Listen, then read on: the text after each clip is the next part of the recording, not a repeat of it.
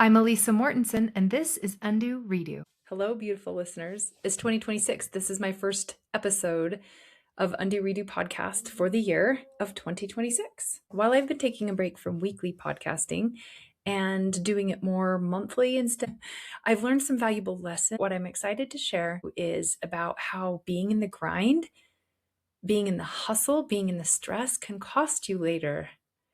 But first, I want to catch up on my family and some things that I've been working on that are coming up this year. My daughter's still living her life on the island of Maui, and lately she is making her purpose one of her highest priorities, which I love. My two oldest boys are loving it in Vegas, and they're killing it with self-improvement and all the lessons that they're learning through the hard time in their life, getting their careers going, and just being so young in a world like this is just rough, right? My husband has pulled his pension from the government, and I want to say this with confetti and have it come across the screen because I feel it so big inside. After 29 years of government work, I have been delighted with all of the changes that have been taking place. There's been struggle. It's new. It's right. There's been a bit to figure out. But one of the things that we did was take everything down in my daughter's room and refinish it into a beautiful home office for him, because while he was out working, I took over our front office in our home. So the best update for you all is I have this whole year of 2026 planned out, and it looks fantastic. I will be hitting all of the hot topics in relationship areas that parents and leaders are experiencing so we can cope and get through and manage ourselves really well. And everything I put out last year is now trending big right now. So I know I'm doing it right. Turning the conflict into connection, minimizing chaos, how to handle stress and chaos, all of it has been trending now. I'm seeing it pop up on the top coaches' sites and the leaders, and they're all pushing it. So I plan to stay one step ahead by telling you everything that I see and what to watch for. I'll find out what is working. And when I say working, I mean it's actually getting results. The world is changing. It's heavier than ever, which means as a whole, our human behavior has changed too. But even with all the heaviness out there, amidst all of the chaos, my people and I, we're improving the tone and the feeling in our home. We're reconnecting and rekindling relationships and love. We are maximizing our work life and our load and our lists every single day. And I don't mean by doing more. Using these things that I've been testing out on myself and then introducing to you all. By the way, shout out to all my students and clients right now that are listening. You guys are with me, and you know what kind of awareness and energy can be gained from these types of techniques when we're really on to what's happening and we manage ourselves with more intention. I have become an expert in these areas, and I love doing all of the research. I love reading all of the books so I can make everything light and compact from my own life and then give it to you. I've also been playing around with doing less of some of the things that I thought I had to do. And by doing this, I've made more room for other more important things to come into place. And I say come into place, but take a firm hold in my life. Like new things have a solid place in my daily routine. And I'm especially stoked about the new place I have in my way of thinking about things, which is my area of highest importance. And it should be yours too, because all things come from our thinking. A bit of a backstory, just so you know how hard it's been for me and how long I have been working towards doing less. It has been years. You guys, I've spent a lifetime of being about doing more and telling people all the time. And if you know me, this will sound familiar to you. You can picture me saying this very sentence. I am used to having a lot on my plate, so it just comes easy to me. I mean, what is that? It's like I brag that I'm so busy, or like I compare myself like I'm busier than you and I handle it so well because I'm so used to this. Like I wore it like a badge of honor. And this isn't a good thing. This is a sad thing. I've said it before here on this podcast, I believe. I could look back through my podcast. If you find it, tell me which episode, because I love looking back and seeing my progress. I love looking back at my first episodes and being like, what has changed since then? I remember what I thought. I remember what I felt. It's so fun to look back on.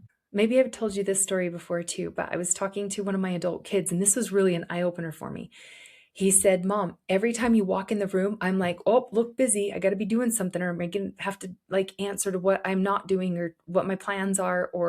And that made me feel like, oh, I do that to myself. Of course they would feel that. Like how could they not feel my push for value and worth being transactional with what I'm accomplishing and getting done?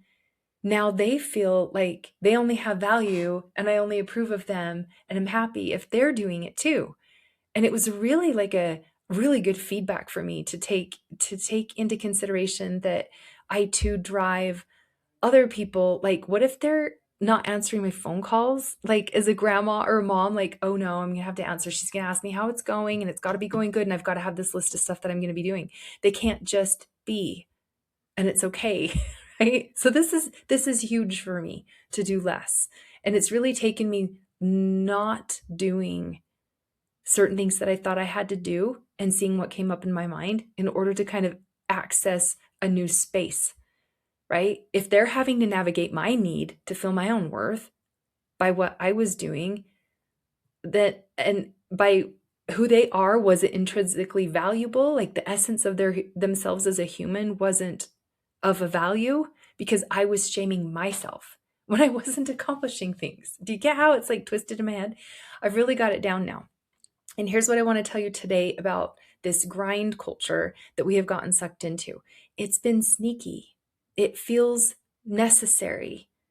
It feels urgent, but it's not. It's a lie. The price is too high to rev at such a high speed and to constantly and chronically be at such a high revving level without any rest, without any reset. Like how much can we output come is somehow defines our worth, right?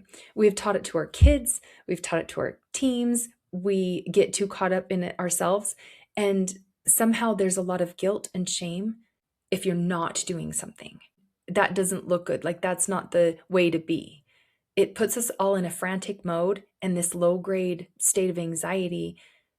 Even when no one is demanding anything of us, we're just doing it ourselves because in our heads, that's the way it's done, right? It's just, sometimes it's just us. Nobody's expecting anything of you. You just sit around and beat yourself up for not doing things. I want to talk about how much it makes us less productive because it shuts us down, and how we think multitasking gets more done, but it's been shown to create a loss of attention. It's been shown to decrease engagement in your day. There's a higher rate of mistake making and impaired decision making to hop from one thing to another and not be able to stay really focused in one area and really be present with it. Okay. The chronic grinds day to day is our schedules are filling up. There's no more spaces. There's no rest. There's no reset. We're not scheduling a bunch of things and then taking a break. We're just scheduling a bunch of things and as much as we can have, and we wish we had more time in the day to do it. And that fills our minds with despair. Looking at our schedule like that, you'll feel despair, you'll feel stuck, you'll feel dread, and it heightens our cortisol. And if anyone knows anything about cortisol, it lowers your immune system. The stress chemicals that get released in your body that increases your chance of major health issues and lowers your immune system. So when you're hustling place to place and thing to thing, it has a feeling attached to it. What comes up for you?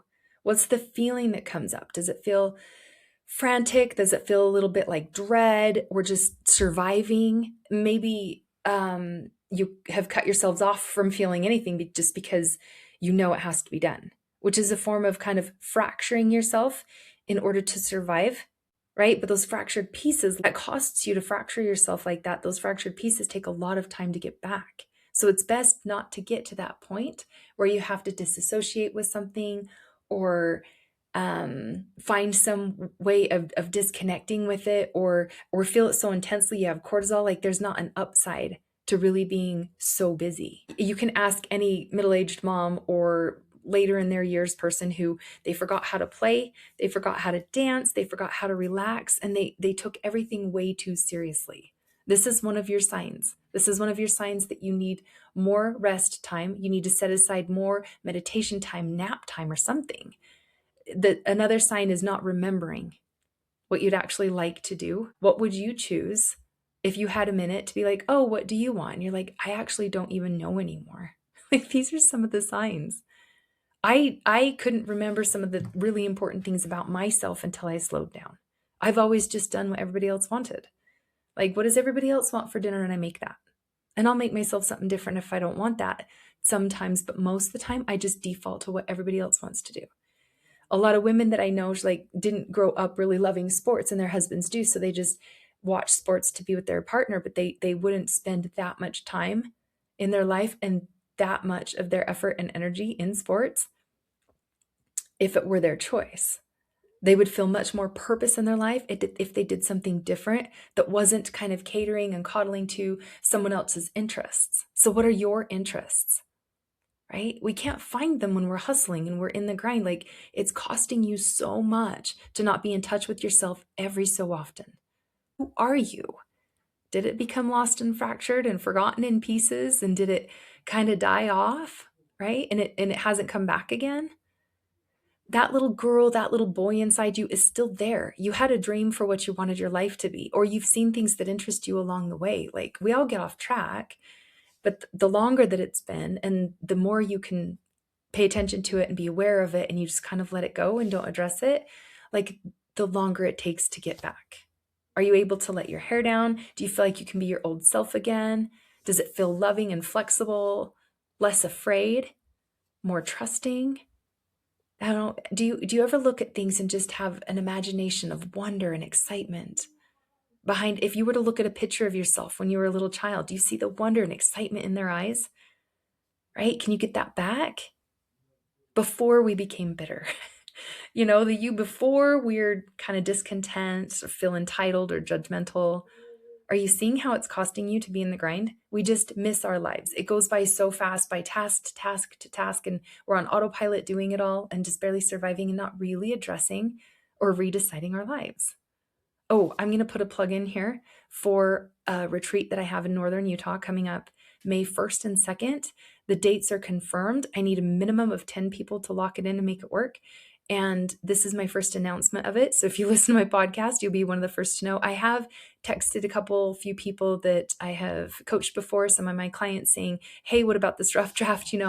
Does that explain it properly, just to get some feedback? But you guys are now the first to know. So, it is a reset. It is like taking a step away from your day in order to really be decided in your life and to reset, because we know there's tons of disconnections and things that are irritating and irritable and areas that are draining us. Like, to really take a look at it, to plug the drain, to reconnect those disconnections, and to just be intentional. It takes a minute. You need to step away from your life and have a quiet minute in a space where I'm there, I can guide you. You have an expert strategist on resetting and undoing things and redoing things and really being intentional with what you'd like to feel in your life, how you'd want to have it go, and how you navigate all the little details with it, with some really simple, fun techniques that are exciting. And I have new ways of talking about it. And I'm just it's backed by popular demand too, because people have been wanting this. So there's a good plug-in for that. But this definitely needs our attention. Like, what can we do about the current grind that we're in this grind culture? The good news is the moment you see it is the moment you have access to changing it. We can't change anything we don't notice. So you can start finding ways to pause, to be still, to take a minute, these little micro doses of connection back to yourself, back to your emotions. Check in with yourself. Has nothing to do with not doing the next thing. I'm not trying to take your agenda away from you, because I know it's got to get done. But just those little moments to check in with yourself matters. Those quiet times where you can just say, hey, Lisa, how are you doing today? It feels a little frantic, actually. Yeah, I noticed you feel frantic, but I'm right here and we got this.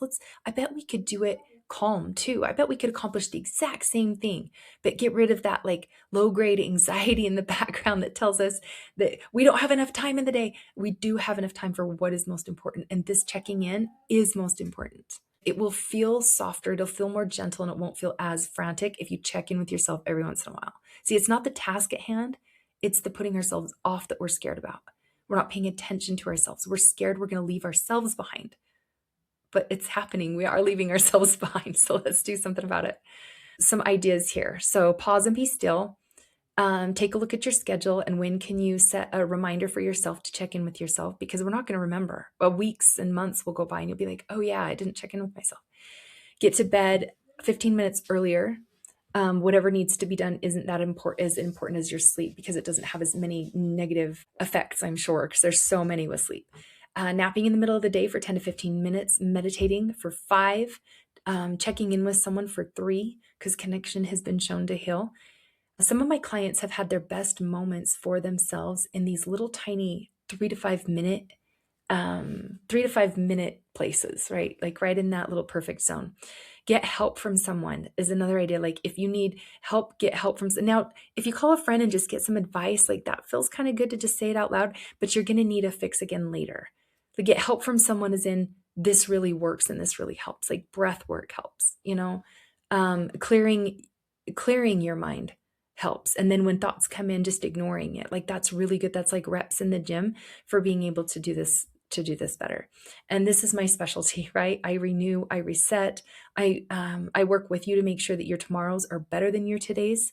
And I believe in this so big. I've done it for myself and it's rippling into my family. If people do everything that I say, you get there sooner, you get there stronger, you get there with more enthusiasm and playfulness where you feel really alive and free. I guarantee that.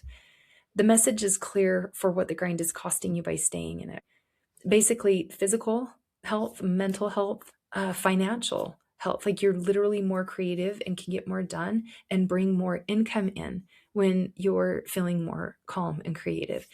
The spiritual decline can happen when you're grinding at a high level and you aren't really being in touch with your with the heavens above to be with you in the support and surrounding you in the giving you strength. And we all know that running around is going to happen. But these micro moments to turn it off doesn't mean you cancel anything.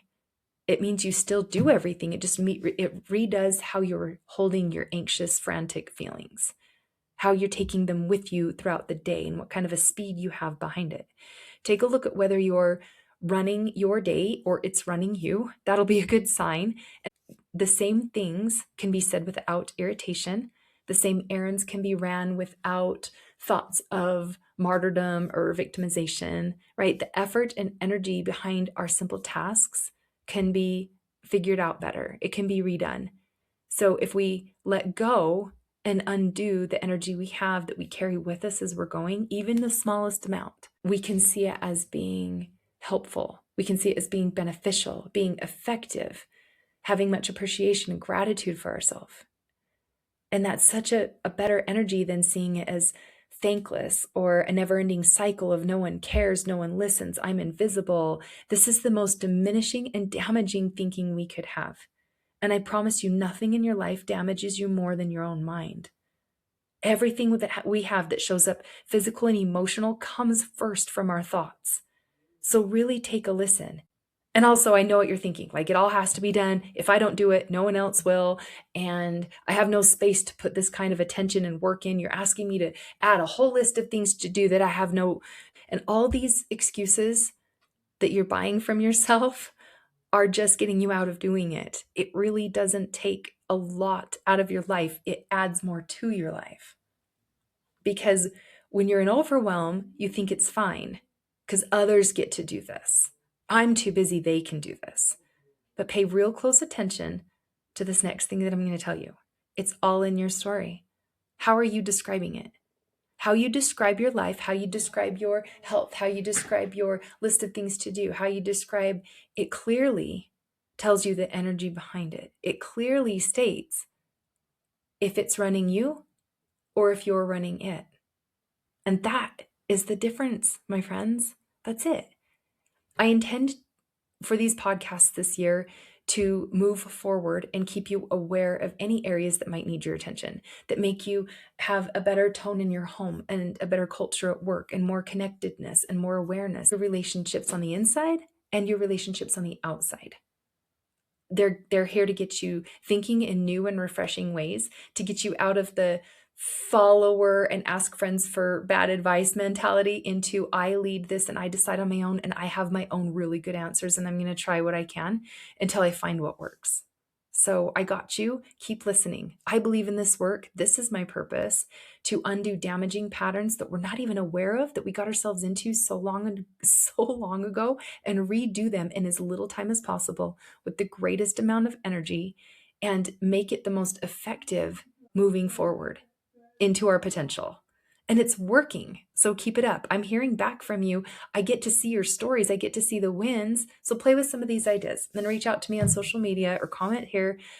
Rate and review this. I would like more people to find this podcast. I'm just been doing it to do it, but it is helpful, and I do send it to people, and more people that catch on are sending it to other people. So please share. So, and of course, with whoever came to mind, because whoever came to your mind, that's how heaven works, is through reaching each other through each other. All right. I love you all. Plan to hear from me more often right back here on these episodes. So check back in again soon. Until next time. Bye.